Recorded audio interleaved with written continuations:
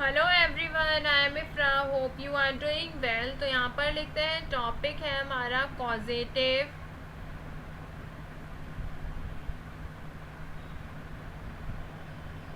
Verbs, जिसमें कि हम सेकंड टाइप ऑफ वर्ब के स्ट्रक्चर और सेंटेंसेस और ट्रांसलेशन देख रहे हैं, तीनों चीज़ें एक साथ। ठीक है, तो हम यहाँ पे पढ़ रहे थे हैव के बारे में। तो हैव आपको पता है प्रेजेंट में यूज़ होता है, इसी का फॉर्म होता है क्या, हैज़। ये भी प्रेजेंट में यूज़ होता है, बट कब यूज़ होता है, सिंगुलर नाउन या फिर प्रोनाउन के साथ। फिर इसी का ही एक फॉर्म होता है हैड, ये कब यूज़ होता है, पास्ट टेंस में। ये कब यूज़ होता है, प्रेजेंट में। ठीक है, और हैव कब यूज़ होता है, प्रेजेंट में विद प्लूरल नाउन या फिर प्रोनाउन। ठीक है, और दूसरी बात क्या थी, हैव एक और जगह यूज़ होता है कब, फ्यूचर टेंस में, बट किसके साथ, ऐड करके, विल के साथ। ठीक है, तो यहाँ पे मैंने बेसिक चीज़ आपको बता दी है हैज़, हैव और हैड में। और अभी हमने एक स्ट्रक्चर देखा था, वो भी रिवाइज करा देती हूँ। Subject plus have according to the any tense, जैसा टेंस होगा वैसे ही हम हैव को चेंज कर देंगे हैज़ या फिर हैड में। फिर आता है यहाँ पर पर्सन, फिर था वर्ब की फर्स्ट फॉर्म, और लास्ट में था ऑब्जेक्ट। ये तो था फर्स्ट स्ट्रक्चर। और आज हम बात करेंगे कि जब हैव को हम दूसरे तरीके से ट्रांसलेट कर सकते हैं और पॉजिटिव वर्ब में हैव का सेकंड तरह से कैसे यूज़ होता है। तो यहाँ पर लिखते हैं सेकंड स्ट्रक्चर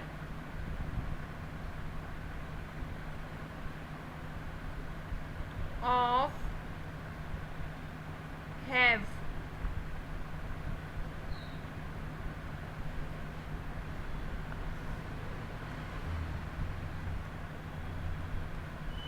तो सेकंड स्ट्रक्चर कैसा रहता है, सबसे पहला आएगा सब्जेक्ट, फिर वही आ जाएगा have according to any tense. फिर इसमें जो पर्सन था इसकी जगह क्या आ जाता है, यूजुअली हम किसी चीज़ के बारे में बात कर रहे होते हैं। ठीक है, जैसे कार हो गई, टेबल, किताब, ये सब चीज़ें। फिर उसके बाद क्या आता है यहाँ पे, पास्ट पार्टिसिपल फॉर्म।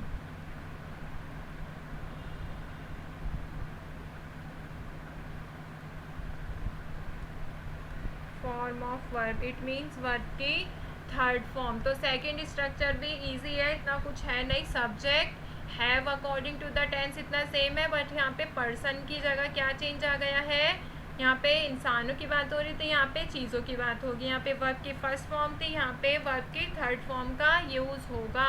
तो देखेंगे कैसे सेंटेंस रहता है और कैसे उसको हम ट्रांसलेट करेंगे।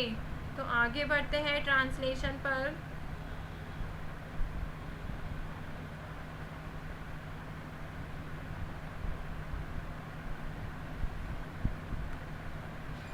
लिखते हैं यहाँ पर ट्रांसलेशन।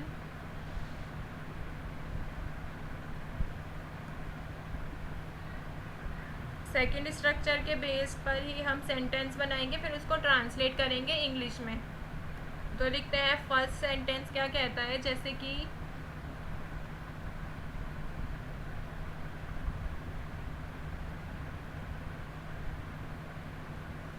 जॉन ने अपनी कार बोल सकते हैं धुलवाई। तो देखिए इसको कैसे ट्रांसलेट करेंगे, यहाँ पे स्ट्रक्चर देख लीजिए। सब्जेक्ट, सब्जेक्ट के बाद हैव, फिर चीज़, जो भी बात हो रही है सेंटेंस। तो यहाँ पर सब्जेक्ट क्या है, जॉन, तो लिखते हैं जॉन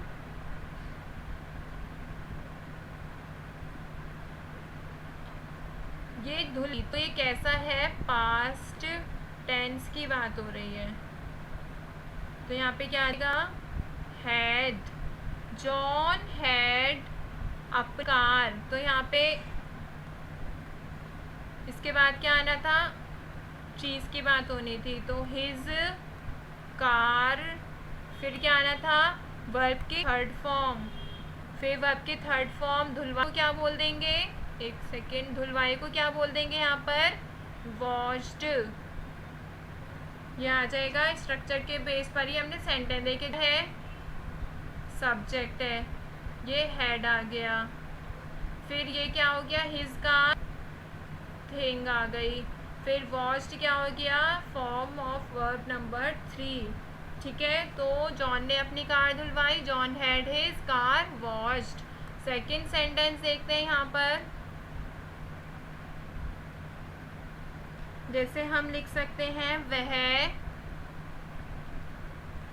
हमेशा अपना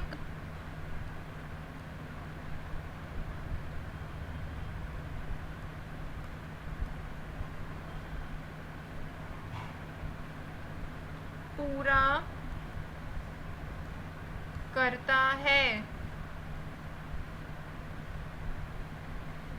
तो देखिए कैसे ट्रांसलेट करेंगे, वह हमेशा अपना काम पूरा करता है, तो करता है, ये क्या बता रहे, कैसा सेंटेंस है, टेंस कौन सा टेंस है, ये प्रेजेंट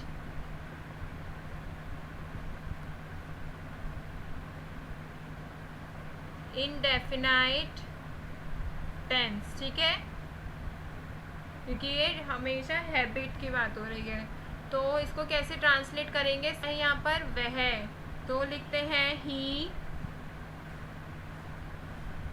ऑलवेज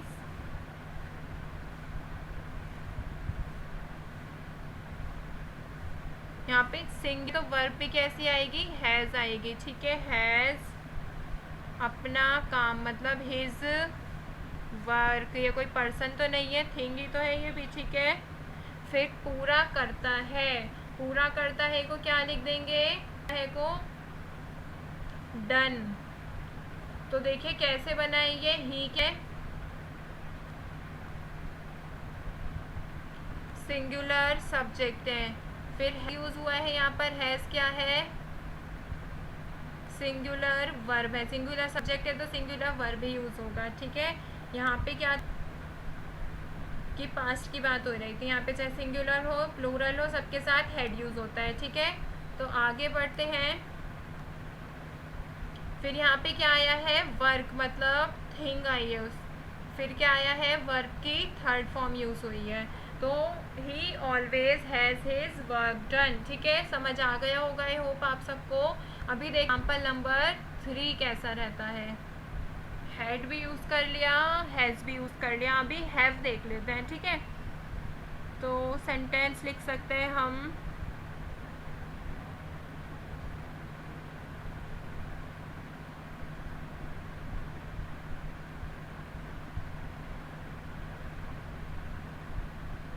मैं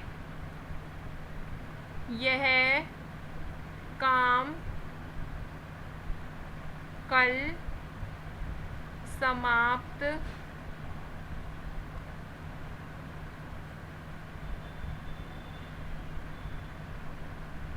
करा।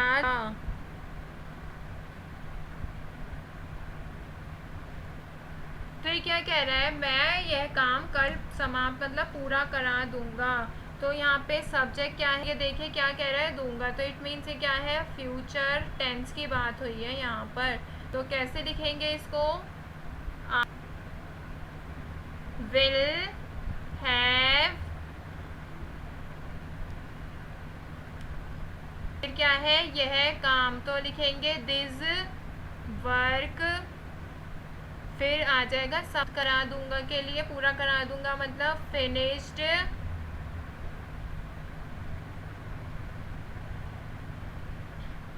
टुमारो। तो ये सब वर्ड्स तो वैसे भी लास्ट में ही आते हैं, तो हमने लास्ट में ले लिया है इसको, टुमारो। तो देखिए, I will have this work finish tomorrow, plural subject, तो इसलिए हमने क्या लिया है, प्लूरल वर्ब का ही यूज़ किया है।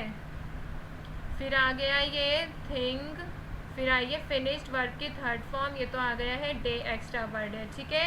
एक लास्ट सेंटेंस और देख लेते हैं। 4 क्या कह रहा है,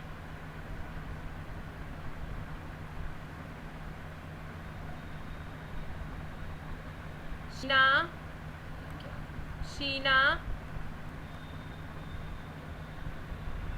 अपना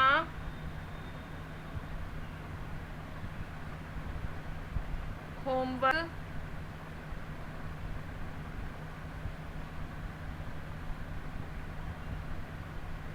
तैयार रखेगी।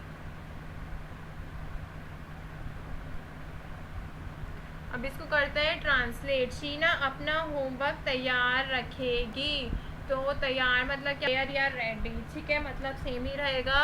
तो यहाँ पे तैयार रखेगी, इट मीन्स ये कैसा टेंस है, फ्यूचर टेंस है ये भी, ठीक है। तो कैसे ट्रांसलेट करेंगे, क्या है यहाँ पर, शीना, तो लिखते हैं शीना विल हैव, फिर क्या आ जाएगा, थिंग, हर वर्क,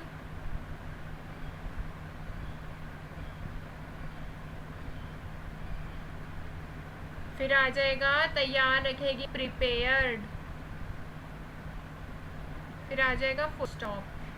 तो यहाँ पे सब्जेक्ट क्या है गया है, यहाँ पे मैंने नाम भी ले दिया है, तो ये आया है नेम मतलब सब्जेक्ट, फिर आया फ्यूचर का है तो विल आएगा, फिर यहाँ पे नेम के साथ इसलिए हमने हैव का यूज़ किया है। हर होमवर्क मतलब क्या है, ये थिंग, फिर प्रिपेयर्ड मतलब वर्ब की third form, single first form क्या होती है, प्रिपेयर, थर्ड फॉर्म बन जाएगी प्रिपेयर्ड।